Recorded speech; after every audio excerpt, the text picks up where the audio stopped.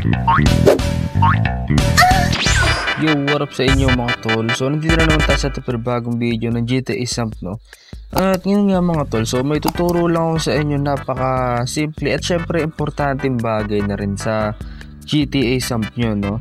So, dahil nga nitong mga nakaraan lang, dahil naglolo ko nga yung mga APK, no?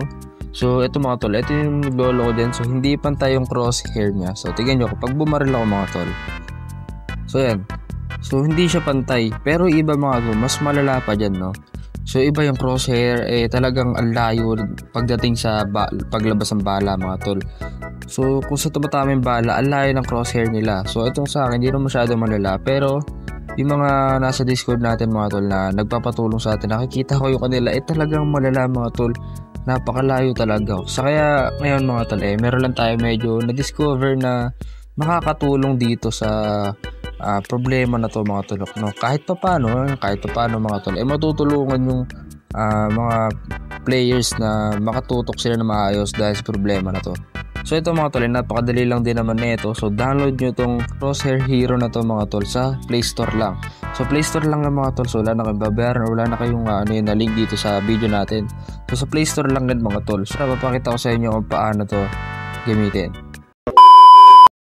So yan dito mga tol, so makikita nyo meron ditong stop, start. So pwede kayo rito mag-upload, no? So gawa lang kayo ng ping na custom na transparent yung background niya mga tol, no? So download lang. So dito pwede nyo rin siyang ayusin, may color, pwede nyo adjust. So start natin para makita, no? Ayan mga tol, so pwede nyo siyang adjust. So ayan, lagyan natin sa pula. Kasi ito may mga design din siya. So kung anong gusto nyo mga tol, kung saan kayo komportable na pantutok, no? So depende sa inyo. So itong bilog lang mga tol. So ito, ayan. So pwede rin adjust dito yung opacity niya. So kung gano'n siya makikita sa screen, no? So ito max natin is 1.0 na. Then itong show mini settings mga tol. So ito yan. Itong nasa taas mga tol.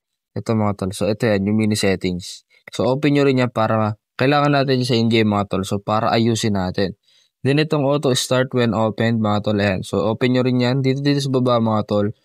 So itong rotation. So sa in-game nyo na yan. So itong size. Meron din yung size. Ayan. So adjust nyo lang ng mga tol. Depende sa trip nyo. Ayan mga tol. Sa gitna. So size natin sa 10. 1. Ayan ganyan mga tol. So depende sa trip nyo mga tol. So pero pag sa custom mga tol. Yung size nya. So ayan lang pinakamaliit nya. Ayan. So ito custom to mga tol. Sa 5M na crosshair. Yan.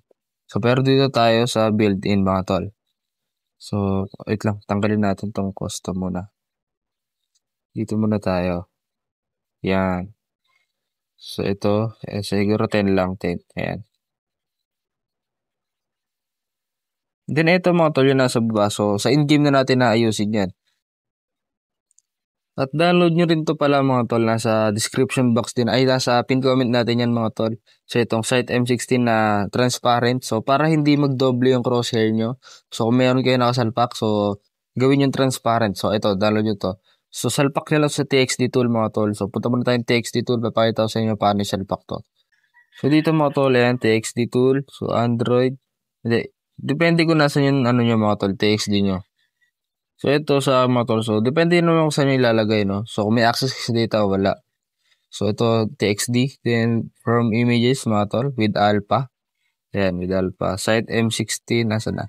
Sa backup. So, itong site M16, mga tol. So, select natin yan. Then, overwrite, enable camera. Then, okay. Then, okay na yung mga tol. So, punta tayo in-game para ayusin natin yung custom na crosshair natin. Ito mga tol. So, dito ulit tayo sa in-game. So, check natin mga tol. So, ayan. So, ang gagawin nyo rito, adjust nyo mga tol. So, yung maliit na yung mga tol, so wala na yan, no? So, sa transfer, pag bumaril kayo, mawala naman yan. So, ayan. So, sundan nyo na wala sa yung bala mga tol. So, ayun yung sa akin, isakto na sa pula. So, para ma-adjust nyo yung mga tol yan, open nyo tong nasa gilid. Ito mga tol, ayan. Makikita nyo yan sa gilid mga tol. So, open nyo yan, then adjust nyo yan. So, dyan nyo adjust mga tol. So, ayan dyan mga tol. So, itong 10, so ayun yung kung gaano kalaki yung ma-adjust sa kanya. So, gawin lang nating 1 yan. Mga tol. So, 1 lang natin yan. Then, pwede niya ma-adjust mga tol. So, gagalaw na siya dyan. So, adjust nyo lang. So, napin natin. So, ito. Diba, mga tol. Mga tol, yung pula layo. Then, kung saan tumatama yung bala niya mga tol. So, dun yung siya adjust. So, adjust natin siya. Okay, isa pa. Okay, isa pa. Okay. And then kung alam niyong okay na mga tol, ayan, isa pa. Ayan, kung alam niyo sakto na mga tol, so okay na yan. So pindutin niyo lang tong kulay dilaw mga tol or yung pula. Ay yung basta pula ba pink. Pindutin niyo lang ang dalawa diyan. So itong dilaw kasi is mai-stay pa rin diyan yung magi-stay pa rin yung ano mga tol, yung menu. So itong pula is mawawala yung menu pero hindi mawawala yung crosshair niya mga tol. So once na usod nyo na yung mga tol, so hindi na siya naiiba no. So once na in-open nyo yung app, ganun na talaga yan. So napakadali lang mga tol, di ba? So may tutok na ulit kayo. So again, na basic lang mga tol. So yun lang, maraming salamat sa pagpapanood. At syempre, huwag nyo lang subscribe and like. At syempre sa papanood, support nyo. Peace out.